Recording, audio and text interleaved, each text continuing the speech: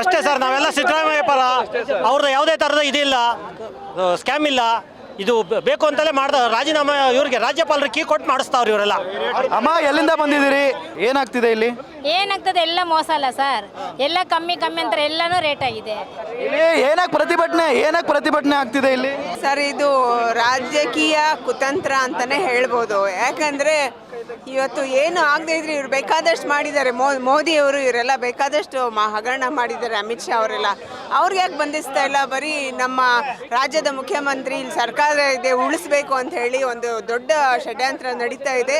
ಇದನ್ನೆಲ್ಲ ಖಂಡಿಸಿ ಇವತ್ತೆಲ್ಲ ನಾವೇನು ಸೇರಿದ್ದೀವಿ, ಇದನ್ನ ನಾವು ಖಂಡಿಸ್ತೀವಿ. ಕೆಲವೇ ದಿನಗಳಲ್ಲಿ ಈ ರೀತಿ ಯಾಕೆ ಮಾಡ್ತಾ ಇದ್ದಾರೆ? ನಮ್ಮ ಸರ್ಕಾರ ಇರೋದ್ರಿಂದ ಜಾರ್ಖಂಡಲ್ಲೂ ಇದೇ ರೀತಿ ಮಾಡಿದ್ದಾರೆ. ಆದರೆ ಅಲ್ಲಿನ ಅವ್ರು ಸ್ಟ್ರಾಂಗ್ ಆಗಿರೋದ್ರಿಂದ ಅಲ್ಲಿ ನಡೀತಾ ಇದೆ. ಈಗ ಇಲ್ಲಿ ಬಿಟ್ಕೊಡೋದಿಲ್ಲ. ಯಾವುದೇ ಕಾರಣಕ್ಕೂ ನಾವು ಇಲ್ಲಿ ಪ್ರೊಟೆಸ್ಟ್ ಮಾಡ್ತೀವಿ. ಎಲ್ಲ ಜಿಲ್ಲೆಗಳಲ್ಲೂ ಆಗಲೇ ಸ್ಟಾರ್ಟ್ ಆಗಿದೆ. ಈಗ ಬಿಜೆಪಿಯವರು ಸಿದ್ದರಾಮಯ್ಯನವರು ರಾಜೀನಾಮೆಗೆ ಆಗ್ರಹಿಸ್ತಾ ಇದ್ದಾರೆ. ಅವರು ಹೋರಾಟ ಮಾಡ್ತೀನಿ ಅಂತ ನಿಂತ್ಕೊಂಡಿದ್ದಾರೆ. ಈಗ ಮಾಡಲಿ, ಅದು ಅವರು ಮಾಡೋದು ಆಪೋಸಿಷನ್ ಅಲ್ಲಿ ಇದ್ದಾರೆ. ಅವರು ಏನಾದರೂ ಒಂದು ಮಾಡಲೇಬೇಕಲ್ವಾ? ಅವ್ರಿಗೊಂದು ಏನಾದರೂ ಇದು ಬೇಕು, ಏನು ರೀಸನ್ ಬೇಕು. ಅದಕ್ಕೆ ಅವ್ರ ಪಾಡಿಗೆ ಅವ್ರು ಮಾಡ್ತಾರೆ. ನಾವಿದ್ದಾಗ ನಾವು ಮಾಡ್ತಾ ಇದ್ವಿ, ಅದೇ ರೀತಿ ಅವ್ರು ಮಾಡ್ತಾ ಇದ್ದಾರೆ. ಮಾಡ್ಕೊಂಡು ಹೋಗ್ಲಿ, ಇದಕ್ಕೆ ನ್ಯಾಯ ಸಿಕ್ಕುತ್ತೆ ಅಂತ ಹೇಳಿ ನಾನು ಇದ್ರ ಇದು ತುಂಬ ವಿರೋಧ. ರಾಜ್ಯಪಾಲರ ಬಗ್ಗೆ ತುಂಬ ವಿರೋಧ ವ್ಯಕ್ತಪಡಿಸಬೇಕು. ಯಾಕೆಂದರೆ ಬಿಜೆಪಿ ಸರ್ಕಾರ ಏನು ಹೇಳುತ್ತೆ ಅದೇ ಥರ ರಾಜ್ಯಪಾಲರು ಕುಣಿತಾ ಇದ್ದಾರೆ. ಸಿದ್ದರಾಮಯ್ಯ ಅವ್ರನ್ನ ನಾವು ಯಾವುದೇ ಕಾರಣಕ್ಕೂ ಬಿಟ್ಕೊಡಲ್ಲ. DK ಶಿವಕುಮಾರ್ ಆಗಲಿ, ನಮ್ಮ ಇಡೀ ಕರ್ನಾಟಕ ಕಾಂಗ್ರೆಸ್ಗೋಸ್ಕರ ಹೋರಾಡುತ್ತೆ. ಎಲ್ಲ ಮಹಿಳೆಯರು ಕೂಡ ಮುಂದೆ ಬಂದಿದ್ವಿ. ಇದಕ್ಕೋಸ್ಕರ ನಾವು ಹೋರಾಟಕ್ಕೆ ಸಿದ್ಧವಾಗಿದ್ದೀವಿ.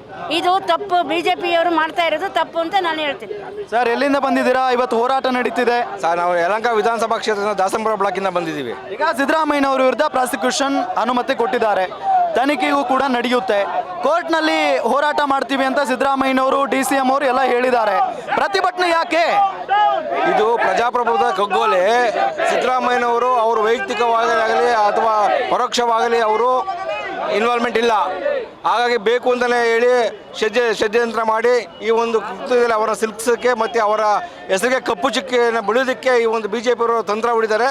ಈ ತಂತ್ರಕ್ಕೆ ಕಾಂಗ್ರೆಸ್ ಎಂದಿಗೂ ಬಗ್ಗೋದಿಲ್ಲ. ಈಗ ರಾಜ್ಯಪಾಲರ ವಿರುದ್ಧ ಹೋರಾಟ ನಿಮ್ದು.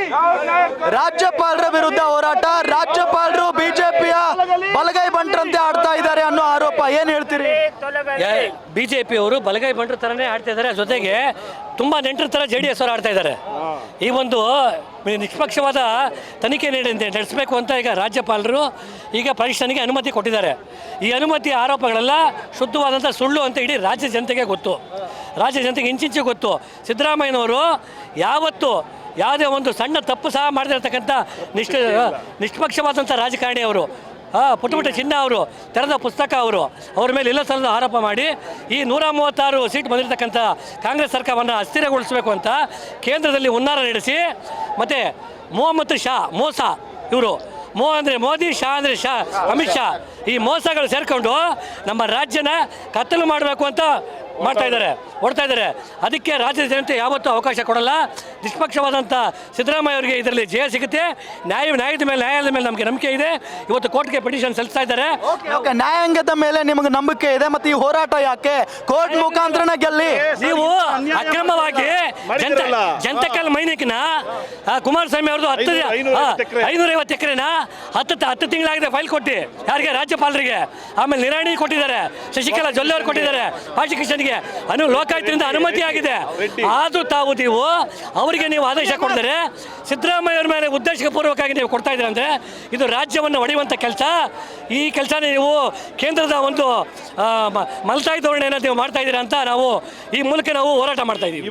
ಅಕಸ್ಮಾತ್ ಆಗಿ ಸಿದ್ದರಾಮಯ್ಯನವರಿಗೆ ರಾಜೀನಾಮೆ ಕೊಡುವಂಥ ಪರಿಸ್ಥಿತಿ ಬಂದುಬಿಟ್ರೆ ಸರ್ ಇಲ್ಲಿ ಕೇಳಿ, ಇಲ್ಲಿ ಅದು ನಗೆಪಾಠ ಆಗುತ್ತೆ ಸರ್.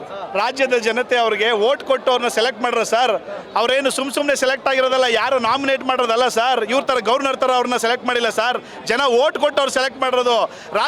ರಾಜ್ಯದ ಜನತೆ ಇದಕ್ಕಿಂತ ಉಗ್ರ ಹೋರಾಟ ಆಗುತ್ತೆ ಅಂತಲೂ ಹೇಳಿದೆ ಅವಾಗಲೇ ನಾನು.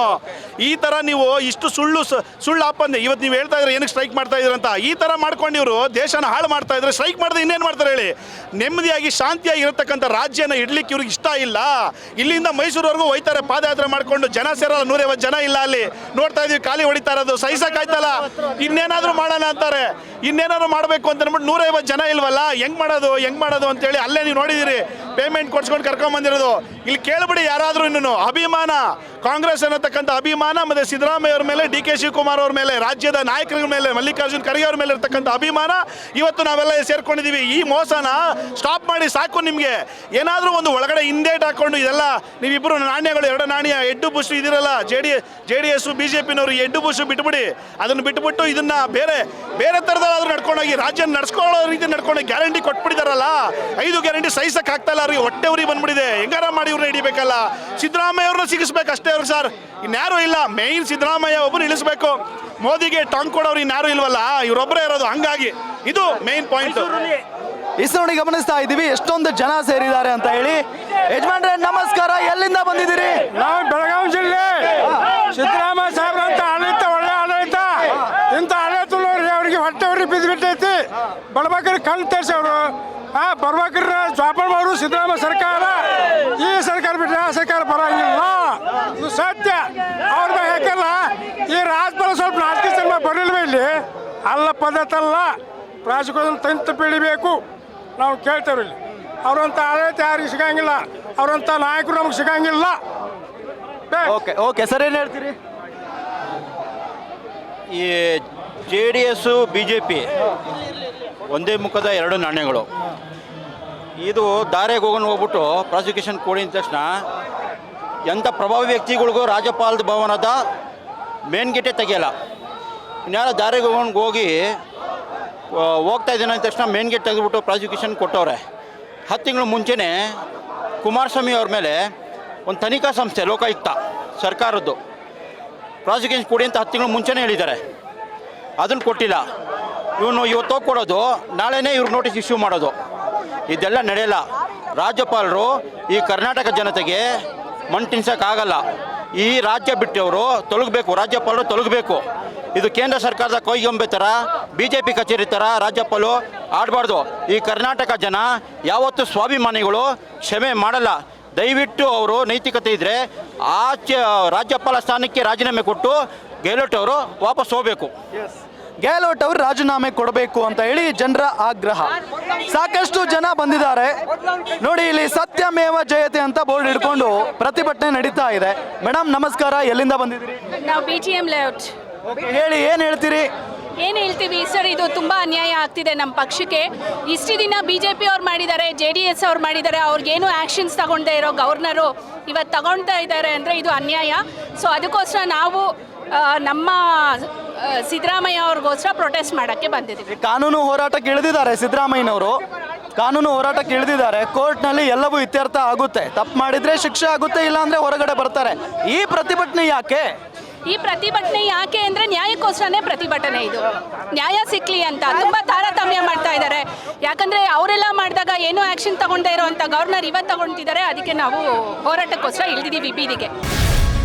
ಗ್ಯಾರಂಟಿ ನ್ಯೂಸ್, ಸುದ್ದಿ ಖಚಿತ, ನ್ಯಾಯ ನಿಶ್ಚಿತ.